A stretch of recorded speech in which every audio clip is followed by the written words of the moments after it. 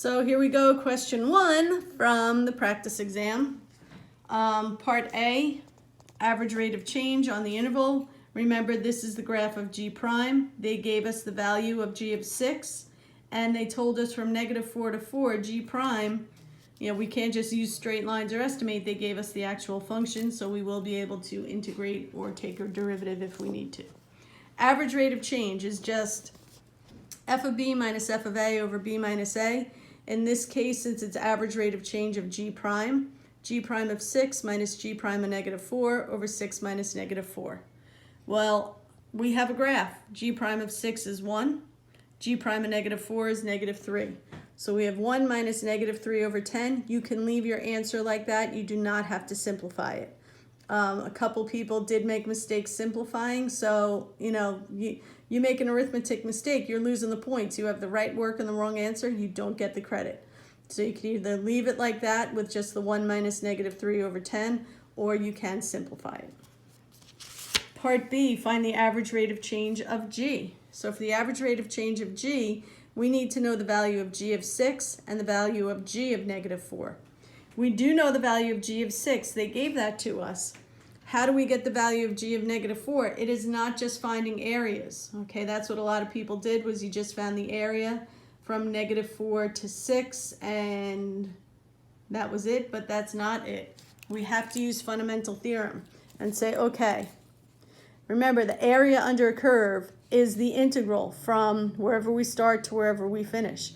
So the integral from -4 to 6 of G prime of x dx, yes, that's the area under the curve, but all that represents is the change in value of G from 6 or from -4 to 6. So you have to write this FTC equation and look at what we need to find from it. We need to get the value of G of -4. That's the only part that we don't know. So we solve for G of -4 doing G of 6 minus the integral. G of 6 is -1, and where this gets challenging is the integral, because we have to split it up into parts. From -4 to 4, it's just the cosine curve. And then from 4 to 5.5, it's the triangle that has a base of 3/2 and a height of 3. That's under the x-axis, so it gets a minus. And then from 5.5 to 6, it's a triangle that has a base of 1/2 and a height of 1, but it's above, so it gets a plus. Now, if you are familiar enough with the trig functions, you could realize that the overall value of this integral is going to be 0, because this area plus this area is equal to the sum of these two areas. So they all cancel each other out.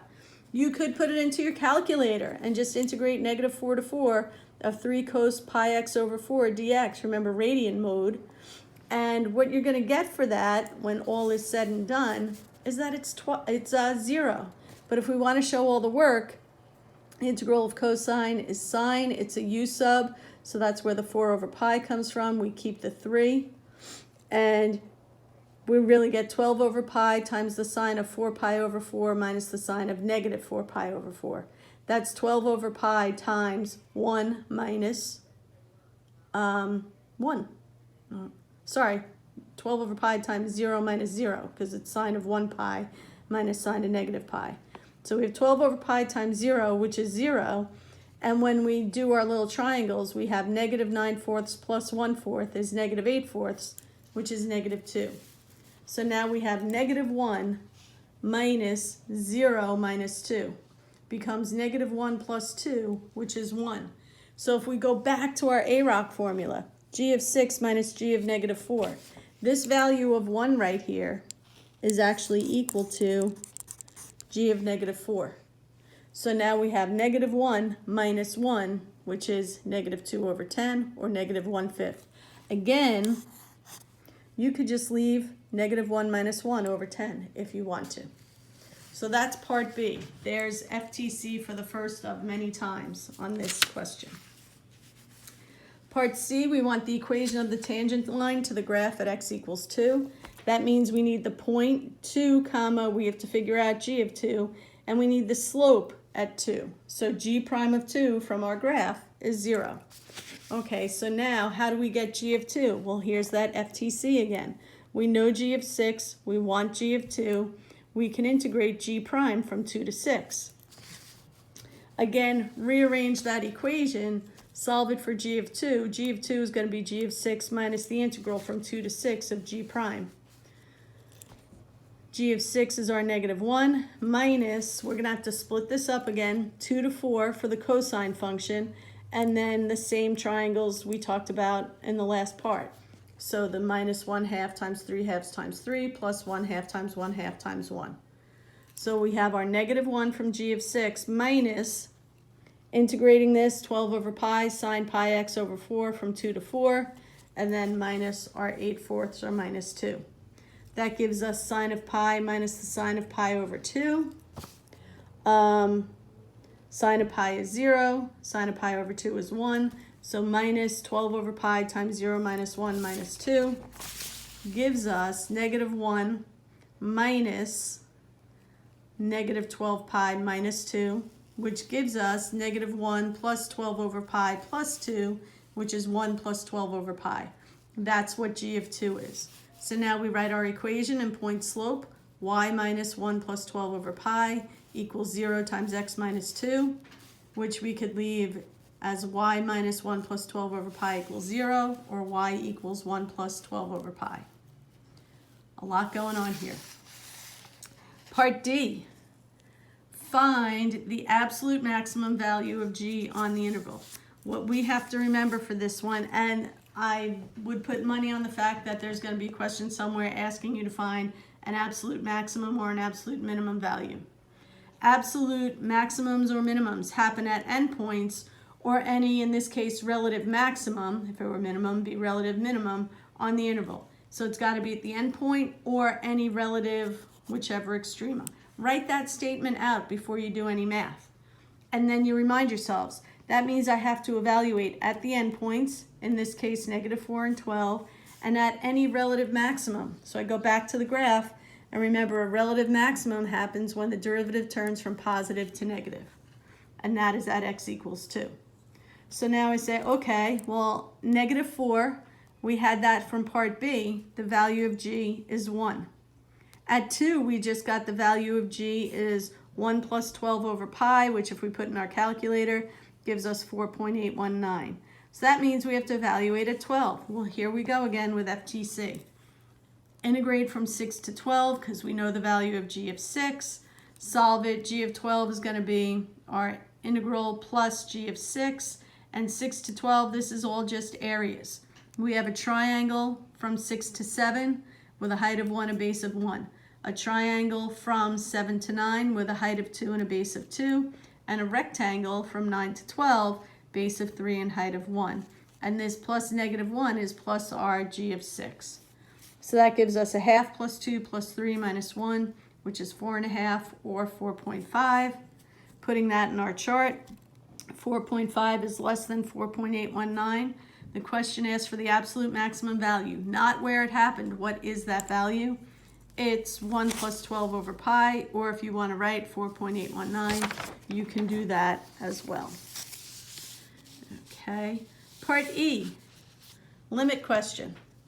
So rule for limits, sub in right away. We sub in 2 minus cube root of 8 over g of 8. Cube root of 8 is 2, so 2 minus 2 is 0. G of 8, here we go again with FTC. And when we do g of 8, we're going to use 6 and 8.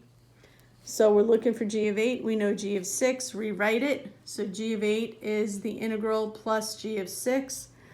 And then the integral from 6 to 8, we have two triangles that are both base of 1 and height of 1. So a half plus a half, then minus that 1, gives us g of 8 is 0. So we wind up with 0 over 0, which is what we call the indeterminate form. Means we have to use L'Hopital's rule. L'Hopital's rule, when we evaluate a limit and get 0 over 0, we can then take the derivative of the numerator and denominator separately and then evaluate the new limit. So the derivative of negative cube root of x is -1/3 x to the -2/3. Derivative of g of x is g prime of x. Now we sub in 8. So -1/3, 8 to the -2/3 over g prime of 8. 8 to the -2/3 is 1 over the cube root of 8, which is 2, squared, which is 4. So 1 over 4 times -1 over 3 is -1 over 12. G prime of 8 from our graph is 1, so negative 1 over 12 over 1 is negative 1/12, and that's the value of our limit. Part F, x coordinates of all points of inflection. Points of inflection of a function are where the relative maxes and mins of the derivative of that function occur. Where G prime has a relative max or min, or where G prime changes from increasing to decreasing or decreasing to increasing, or when G double prime changes from positive to negative or negative to positive. So we look at our graph. We have maxes or mins at 0, 4, 6, and 7. Or we're changing from increasing to decreasing or decreasing to increasing at 0, 4, 6, and 7. You have to have all of those values and no other values. Part G, G double prime of 2, G double prime of 9. G double prime means find the derivative of the derivative. Well, at 2, we're on that part of our function where it's defined to be 3 cos pi x over 4. So we take the derivative. First chain rule, derivative of pi x over 4 is pi over 4. Derivative of cosine is negative sine. So we have negative 3 pi over 4 sine pi x over 4. At 2, we sub in 2, so negative 3 pi over 4 sine 2 pi over 4. Technically, you could stop there, but if we keep going, 2 pi over 4 is pi over 2. Sine of pi over 2 is 1. So we have negative 3 pi over 4 times 1, which is negative 3 pi over 4, and you could put the decimal equivalent of that also with 3 decimal places. That would be fine. Second part of that, G double prime of 9. G double prime is the slope of G prime. Well, at 9 we have a problem because our graph has a jump. It's not continuous. So G double prime of 9 does not exist because G prime of x is not continuous at x equals 9. Or you could say because the limit as x approaches 9 from the left of G prime is not equal to the limit as x approaches 9 from the right of G prime. And finally, the last part. On what open intervals? Open means we're not including. It's going to be no brackets. It's going to be parentheses. So open intervals from negative 4 to 12 is G both decreasing and concave up. Decreasing means where is G prime negative. Concave up is where does G prime have a positive slope. So first, where is G prime negative? Where is it below the x-axis? From negative 4 to negative 2. And again from 2 to 5.5. Then we want to know where does G prime have a positive slope. Positive slope from negative 4 to 0, then again from 4 to 6, and then again from 7 to 9. So now we look for the overlaps and we say, okay, negative 4, both start at negative 4, we get to negative 2 or 0. Which one do we get to first? Negative 2. So there's our first overlap from negative 4 to negative 2. Then we say, okay, well, 0, no good. Then we start again at 2, and we go to 5.5, but we hit 4 first. So we say, wait a second, where's our overlap? Well, 2 to 4 is no good, but from 4 to 5.5, we have an overlap, and then it stops, and then everything after 5.5, there's no overlap. So we're starting at 4 and going to 5.5. So that's where G prime is negative and has a positive slope on these two open intervals. And that was the first question from the test. There's a lot going on there. You know, pay attention to when they give you this value, that's telling you you have to set up the integrals for FTC. Different from the questions where they tell you something like g of x is the integral from 2 to x of f of t dt. Then if they want you to evaluate g of 4, you do the integral from 2 to 4 of f of t dt. This is just finding the area, okay? This, we're using FTC. So you've got to be aware of the difference.